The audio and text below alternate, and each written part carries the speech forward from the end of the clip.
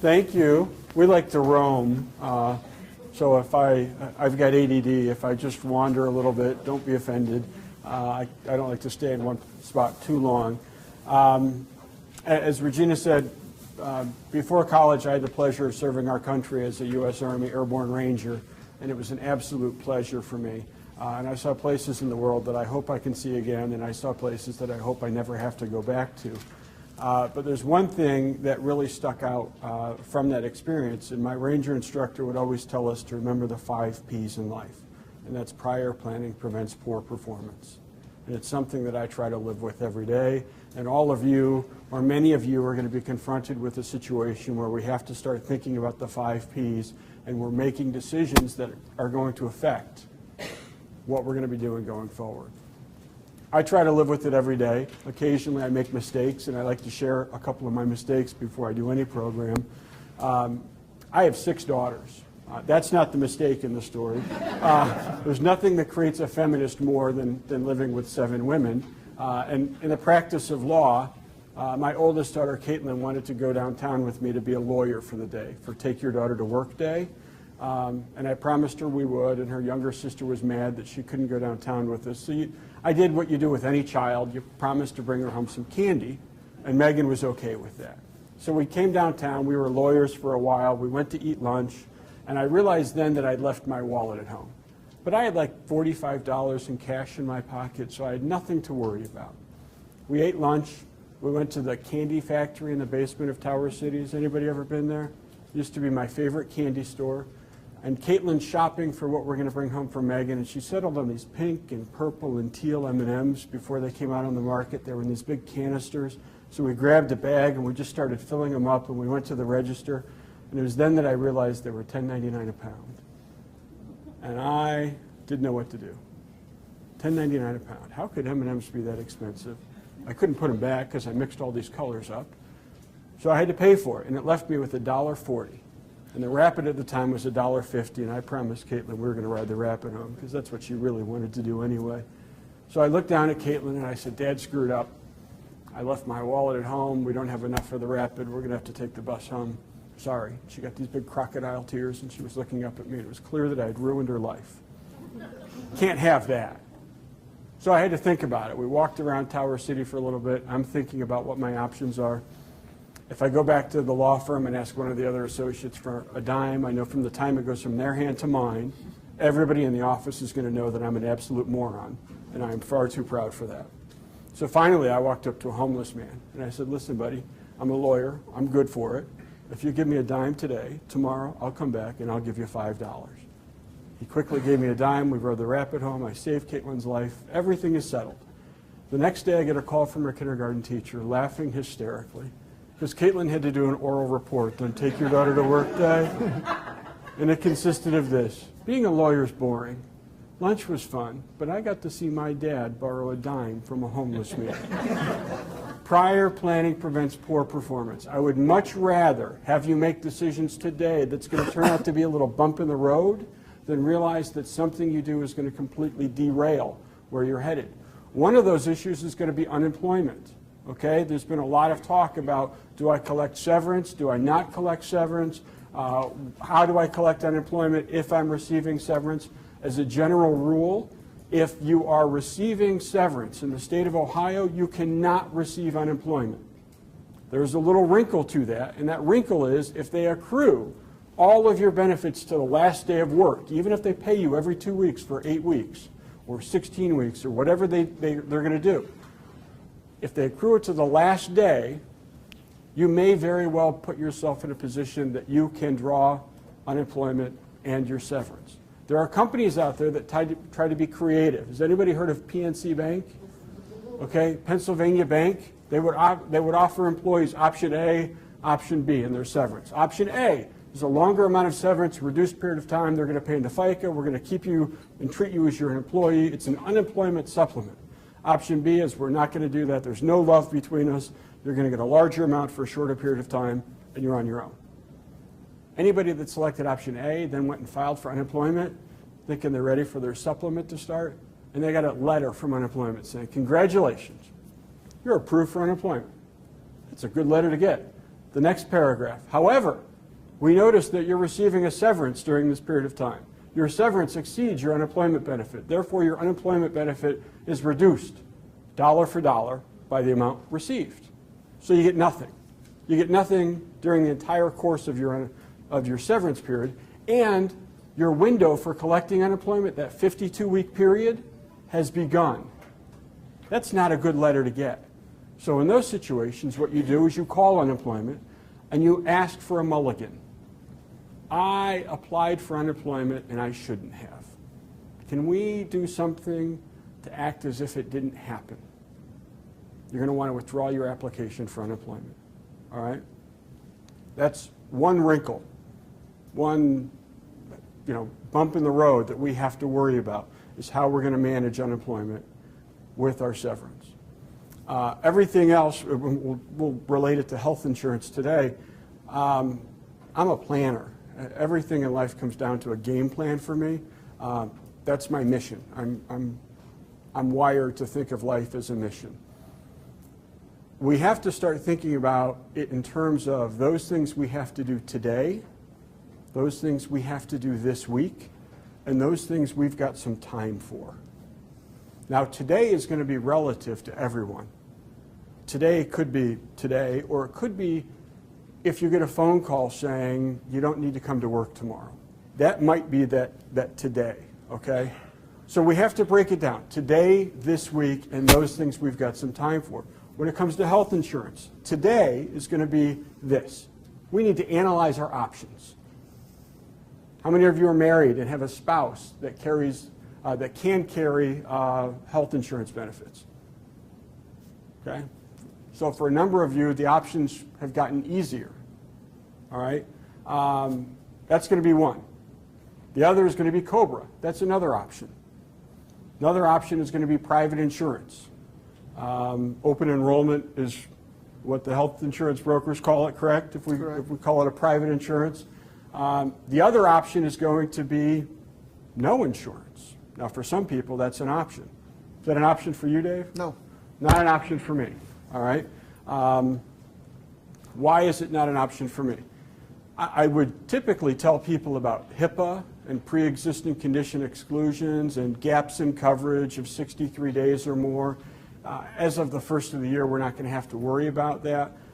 From a practical point of view, as a financial planner, I worry about no insurance because all it takes is one little thing to happen to us that completely derails our financial futures related to health care, all right? And it happens all the time. I am in excellent physical condition. I work out every day. I record everything I eat.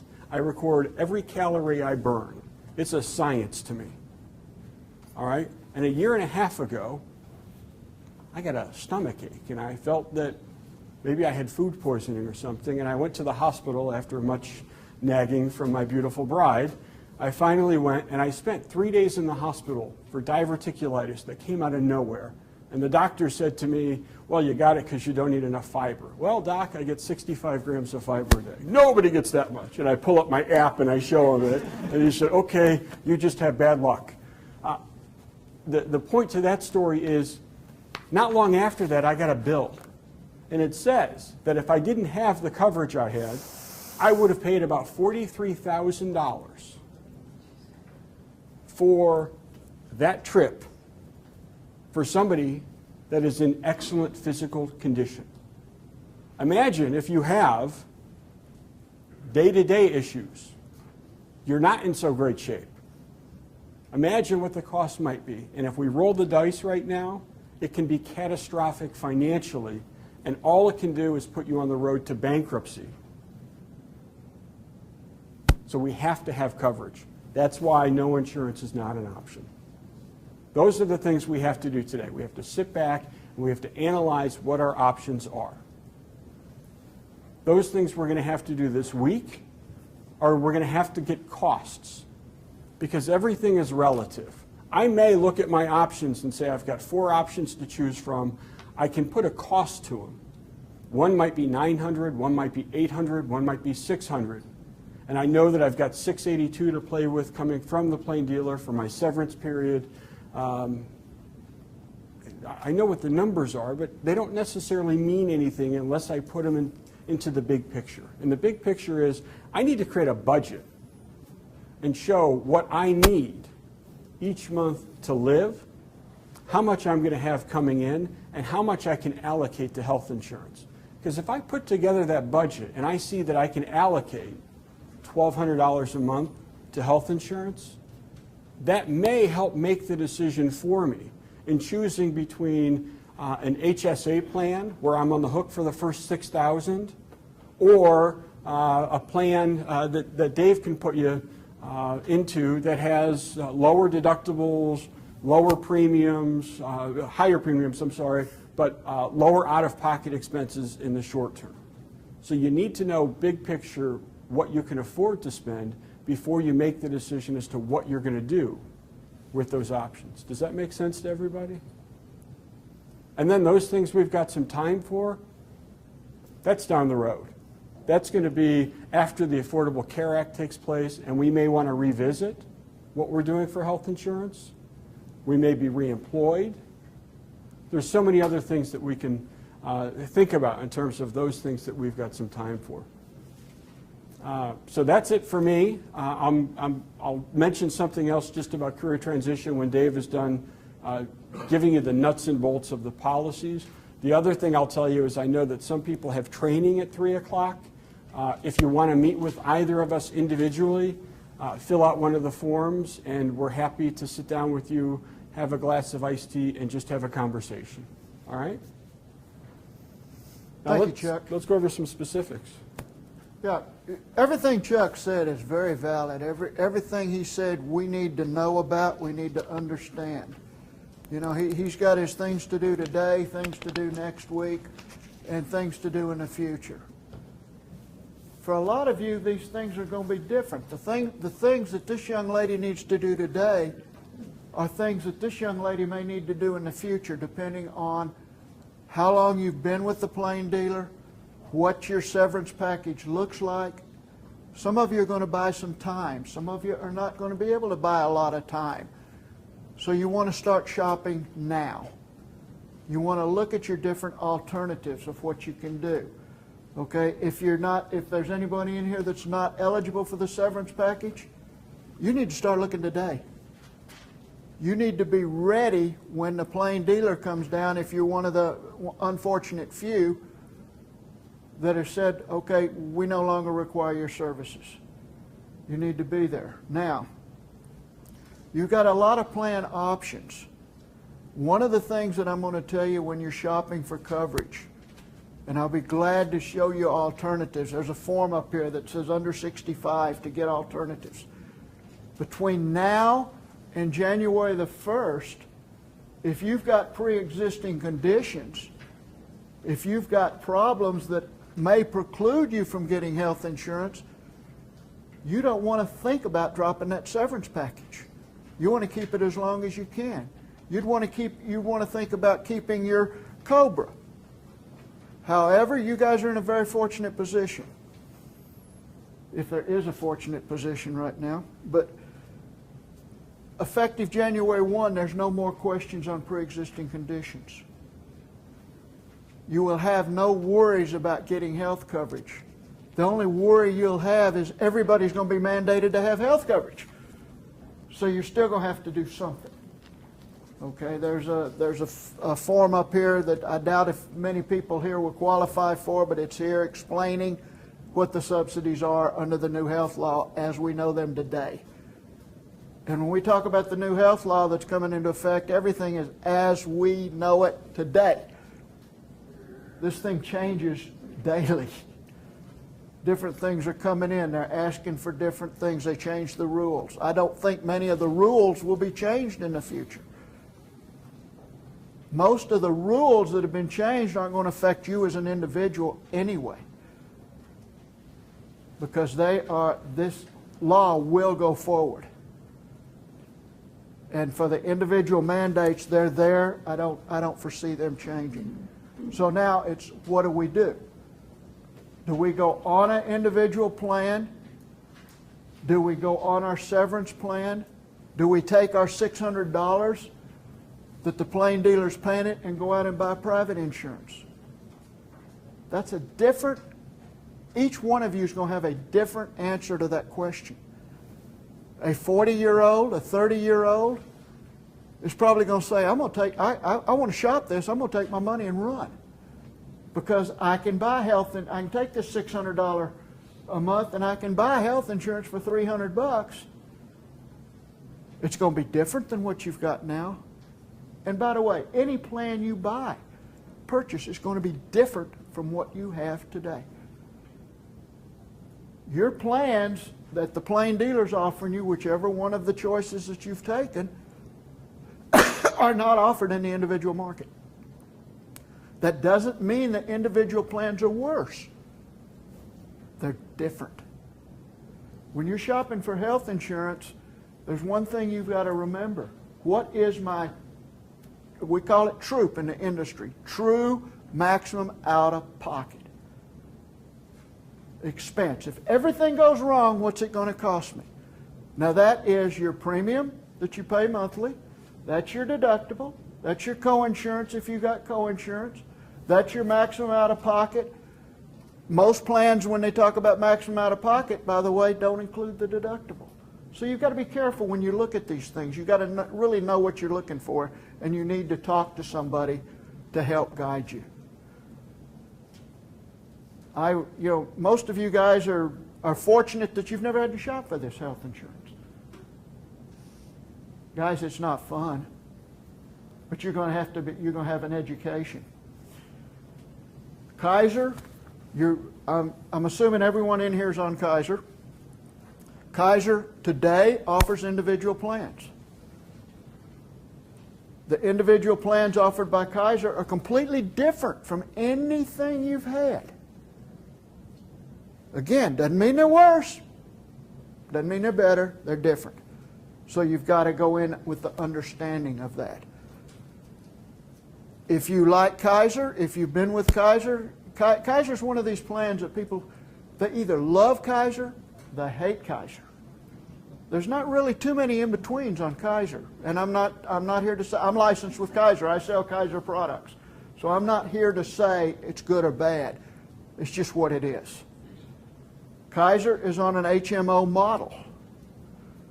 Now, when I said Kaiser's going to sell products this year, we can help you with those products. There are other products on the market, but if you go to another product other than Kaiser, you're going to have to, number one, give up your doctor. Kaiser doctors work for Kaiser. They are not, it's an HMO model. They're not PPO plans. PPO is preferred provider, where if you've got a wide range of providers, hospitals, doctors, labs, whatever, that you can get service in network. With the individual Kaiser HMO, you're going to be unable to go out of network and get any service. Where you've got a couple of plans now, your POS plan, for instance, you can go out and get service. That's not available in the individual market. Now, Kaiser is being purchased by Catholic Health Partners. This is going to close by January 1. Catholic Health Partners is also purchasing SummaCare. Okay? How is that going to change the products going forward for 2014? Nobody knows. They're not telling us how it's going to change. You will see change, I'm sure. Catholic Health Partners does not currently have a health plan like Kaiser has and SummaCare has. With the new healthcare law going into effect, the smaller health plans, Kaiser, SummaCare, AltCare, probably not going to exist too many more years. They're just not going to have the buying power. They're not going to have the wherewithal to stay. So I think that's what's going on. That's an assumption. But I look for, looking at the purchases, I'm going to make a guess that Kaiser's plans going into 2014 and beyond are going to be PPO plans instead of HMO plans. Or else, why would Catholic Health Partners purchase them? They've not come out and publicly said why they'd purchase them, and they're not going to. but the sale is supposed to be closed. So that's just another kink in the system of what you guys got to think about. Will the plans change? Will I be able to keep my doctors? Will it change to a PPO? We don't know that. What we do know is all plans going forward for January 1 of 2014 will have to comply with the mandates of the new health care law. This is going to be a big change. The consensus is premiums for the younger people are going to go sky high. Premiums for the older people, that you may not see that much difference because of the way they're pricing this. We don't need to get into all of that, but the older you are, the better off your premiums may be going forward with no pre-existings, with nothing.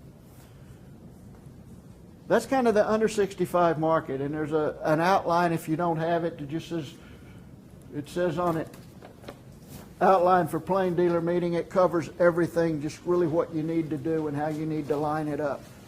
Okay? Over 65. Anybody over 65, aging into 65, can forget everything I just said. It's a whole new ball game for you guys. If you're 65 or over 65 or have a spouse that's over 65,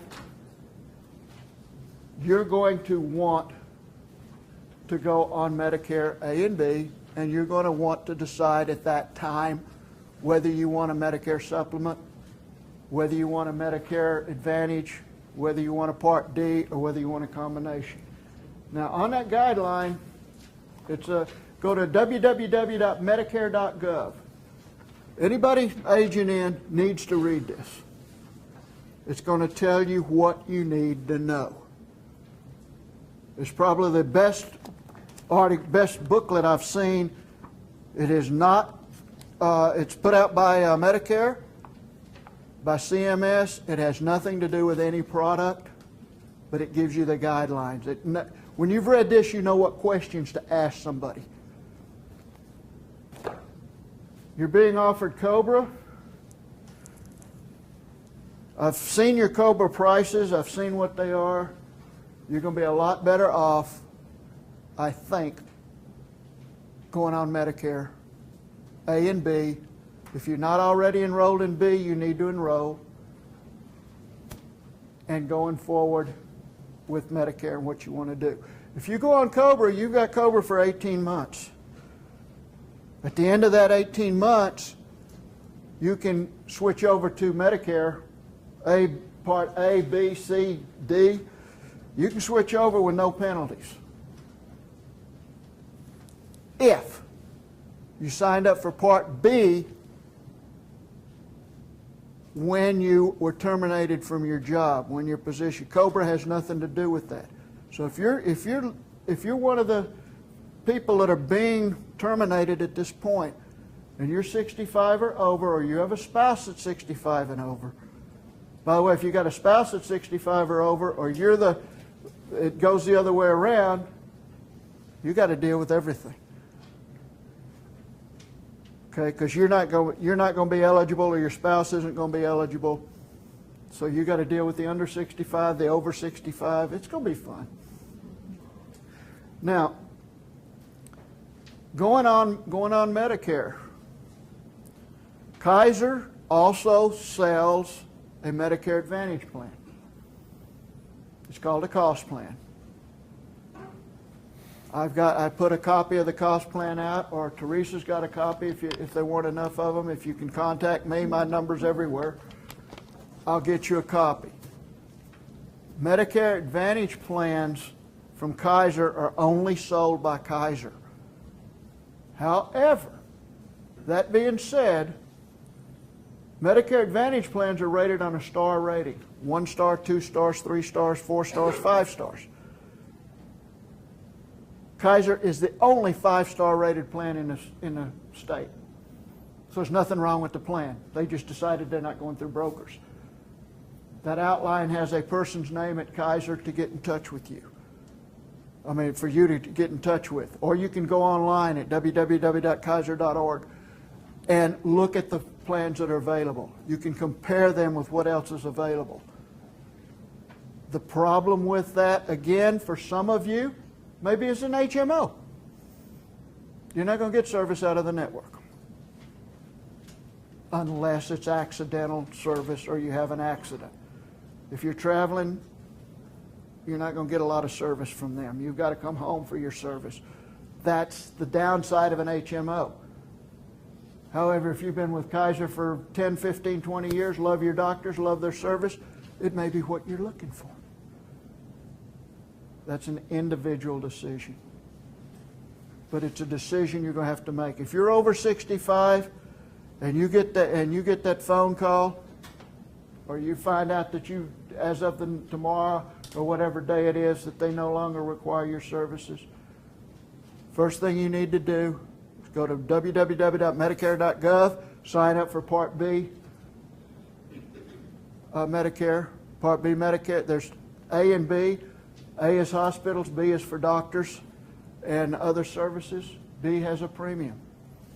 The premium is going to be $104, $110 a month.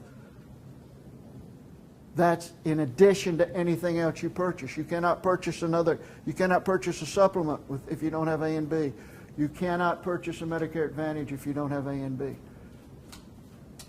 I think with the handouts here, we've given you where you need to look.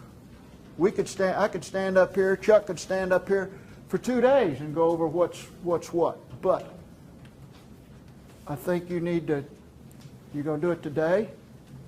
Is it a project for next week? Is it a project for the future? You're going to need to stop, and each one of you, it may be something different. But hopefully we've given you some guidance on where to look. Hopefully we've given you resources on who to talk to if you need any help.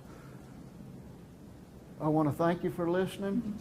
Our goal today was just to help you get started on this path. I've been down this path. I was downsized in 1990.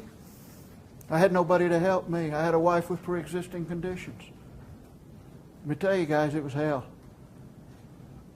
I finally decided to go into business because nobody was helping. Nobody would help you. Well, you got 2 people here that want to help you. We want to give you the information you need. Whether you do business with me, whether you do business with Chuck, is not the important thing. As it is not as important as the fact that we want you guys to be taken care of and not be out there floundering and wondering what the hell will happen next. Any questions? Yes, sir. All right, so what has to happen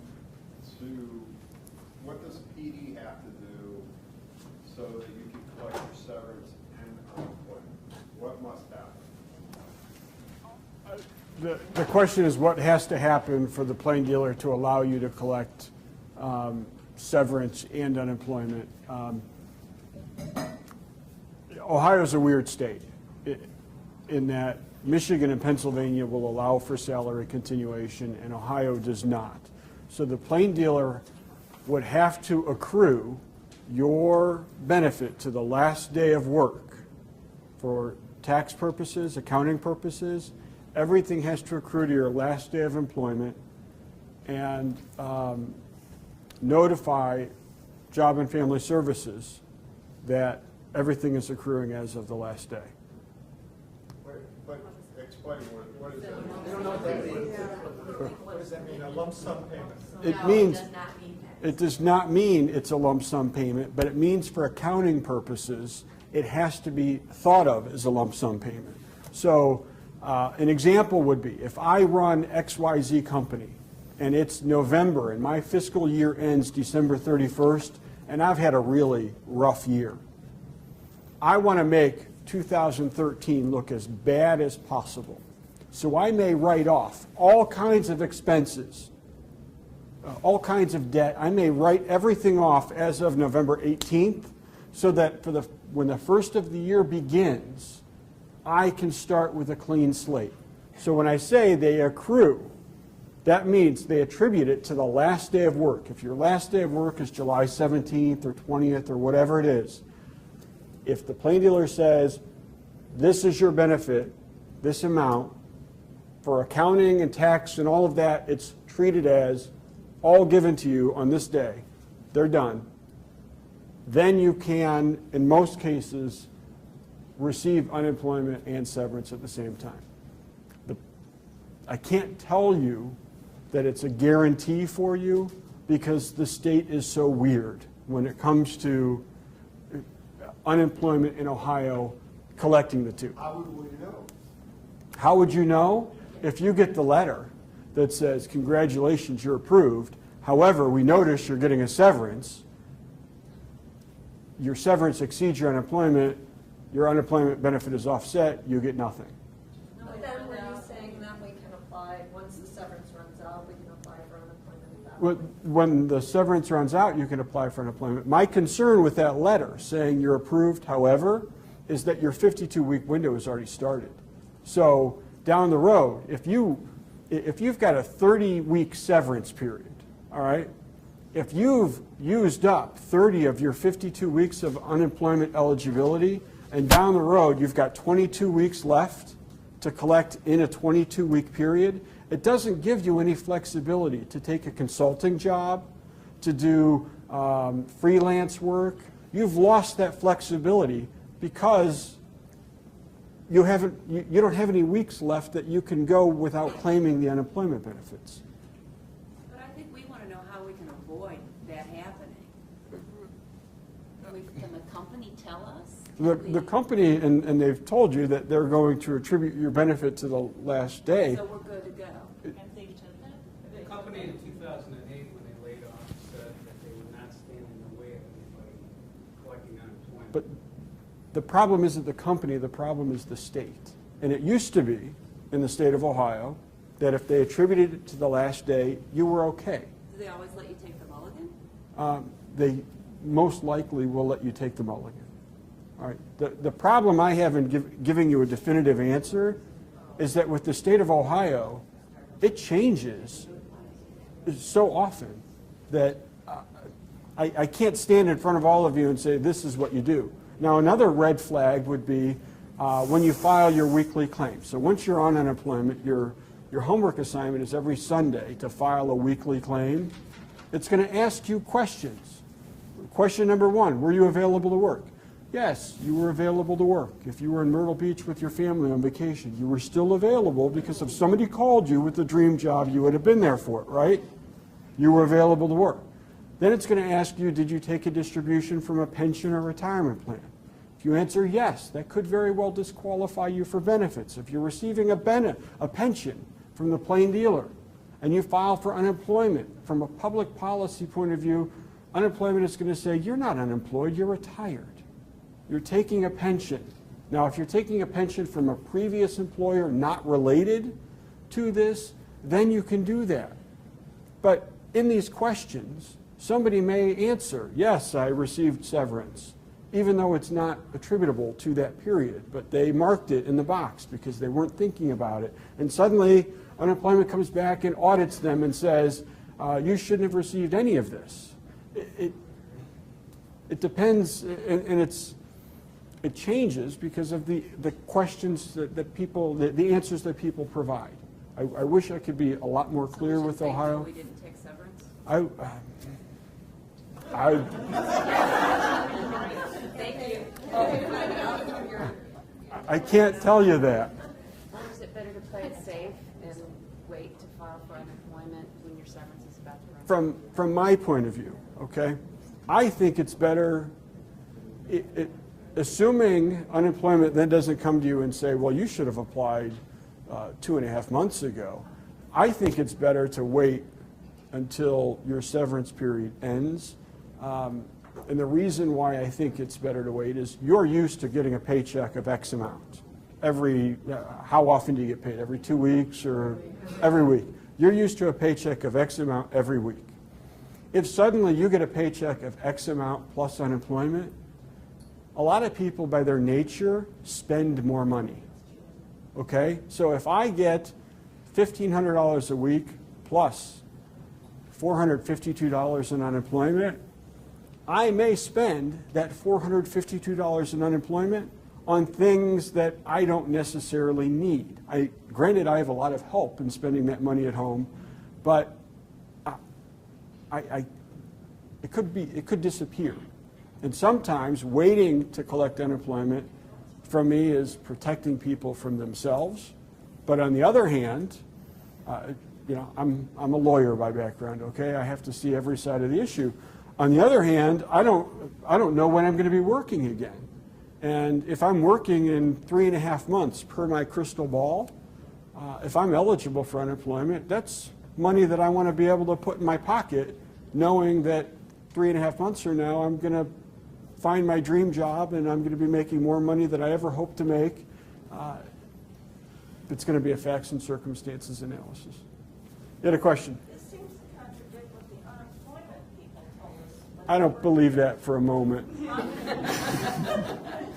thought, now, if other people who were at that meeting, the way I understood it was they were saying, don't wait to collect unemployment for the end to have used up your severance because Ohio doesn't, or the government doesn't recognize your severance as income, working income. So you get to the end of your severance period and they'll say, well, you didn't have any working income from this many weeks. So, you know, Right. So you just screwed yourself. Right. So I'm totally And I, the problem is, if you I have don't. a longer severance period, especially, for like say. Absolutely. The problem is that with Ohio unemployment, and I've got a client that retired like a year ago after 35 years there, so the special situations I call her and say, Nancy, walk me through this one. The problem is with the state of Ohio, you can call today and talk to somebody and get one answer, and you can call back tomorrow and talk to somebody else and get another answer. And then what you do is you call back the third day, and whatever answer you get, you take the majority. And I don't mean to make light of the situation. The problem is that so much of it is the facts and circumstances analysis that we have to sit down and figure out what the options are and what the consequences are. So you're saying both things could be true? Both things could very well be true. Collect your year's severance and then collect unemployment, or you can collect your unemployment while you're getting your severance. Yeah. Yeah. Question? So you're saying the plain dealers already said in the contract that they're going to treat it as that last day? It's my understanding. The question is, as the plain dealer said, they're going to treat it. They're going to accrue it to the last day. From what I have read, it is my understanding that the plain dealer is going to do what they can to attribute it to the last day of employment. So if that's the case, does it matter in the unemployment view whether we're getting it over time or we're taking out the money then? That's the $64,000 question right there. They say no. Because when I go out, like They I've said done, the key thing is what the company tells. Right. what's confusing me is when I do it like on furlough weeks, it asks me whether I worked last week, not whether or not I got paid last week. So Right. I figured the answer would always be zero. I didn't work last week. My gut tells me that you will not be penalized if the company attributes it to the last day of employment and you file for severance. My gut tells me you won't be penalized. I'm telling all of you, if that's what you want to do, if you get the letter that says congratulations, but your next step is to go in and try to withdraw your application for unemployment because you don't want to lose the flexibility going forward. Does that make sense to all of you? I'm not telling you. To apply as you're newly unemployed when your severance runs out. If you didn't do this, then do that, okay? Question? Does the water become a little less murky if you take it as a lump sum? No. The question is, does the water become less murky if you take it as a lump sum? No. And the reason why is it goes back to the company.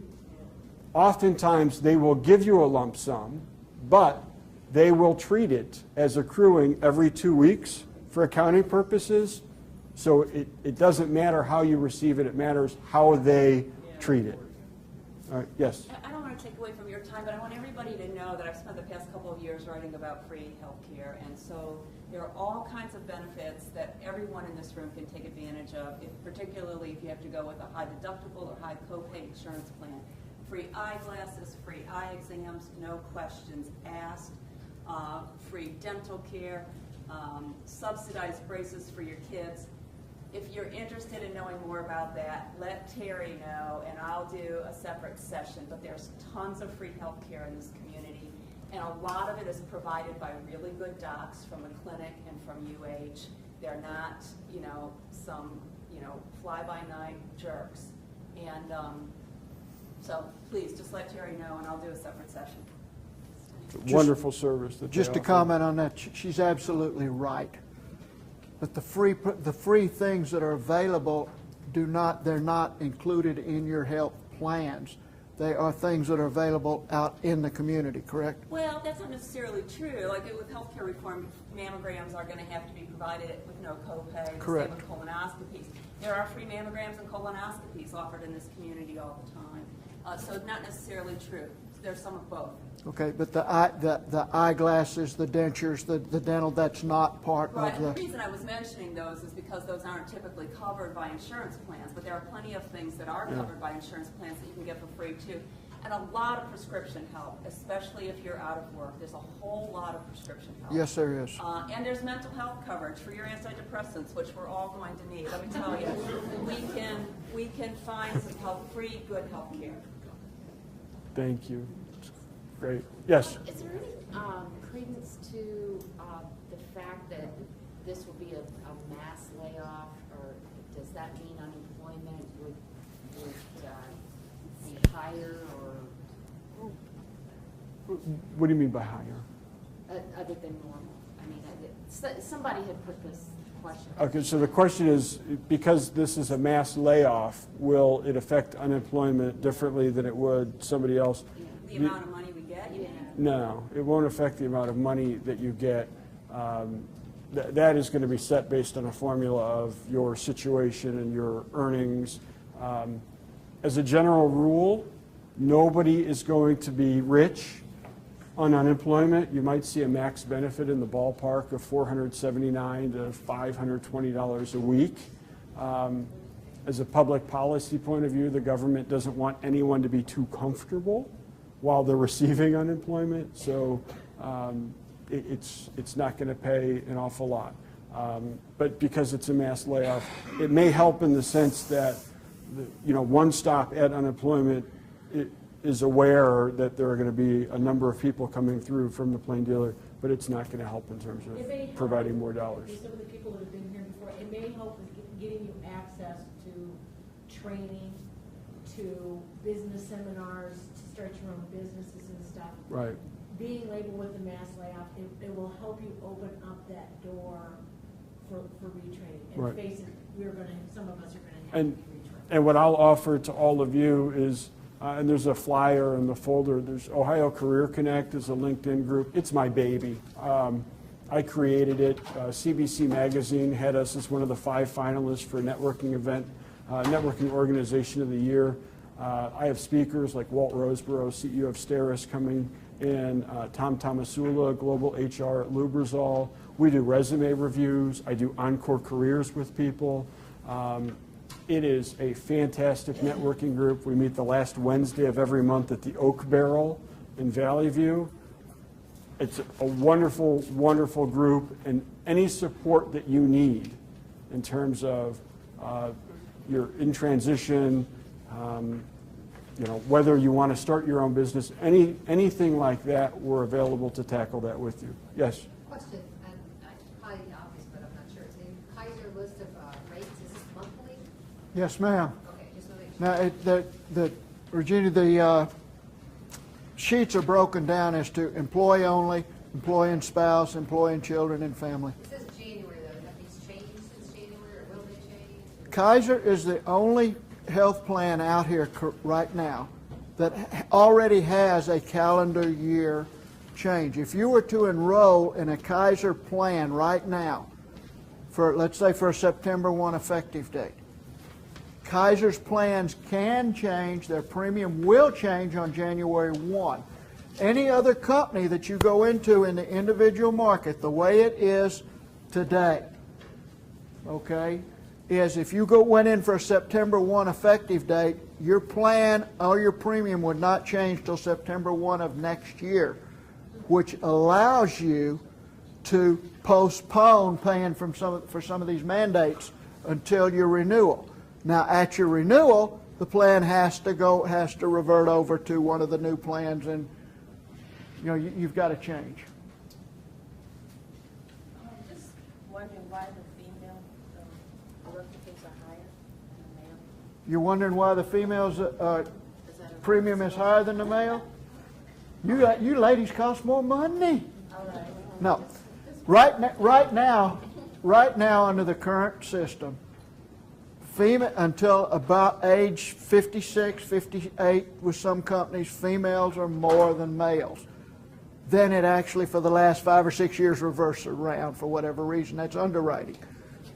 Effective January 1, 2014, we're moving from medical underwriting to financial underwriting. The only thing that they can consider is your age, where you live, and tobacco use. They can still rate up for tobacco use, but no other medical conditions and sex have nothing to do with it. So if you use tobacco, it would be a great time to quit before now and the first of the year. It'd be a wonderful time for that. Well, how long does unemployment last? And other than the fact that we might spend the money because we're making more money, is there any other reason that you would advise against taking unemployment while you're getting your severance? Well, the one is you may not be able to in terms of severance and unemployment. I can't give you a definitive answer on that one. How long does unemployment last? Typically, without extensions, et cetera, unemployment is 26 weeks of benefits in a 52-week period. So for all intents and purposes, look at it as 26 weeks worth of a benefit. And can you reapply in another year? If you've had meaningful employment that... Let's go ahead and cut out there. I know you have other questions, and they'll stay around for quite a long time to answer individual questions. For those who came in late, who didn't get the handouts, I am going to post them online so that everybody has access to them. And let's give Chuck and David a round of applause. Thank you. Save the plain dealer T-shirts and the mugs, which we have often joked will be collector's items. And I have one for each of you. So thank you very much. We Thank appreciate you. it. You guys are sticking around, right? Yep.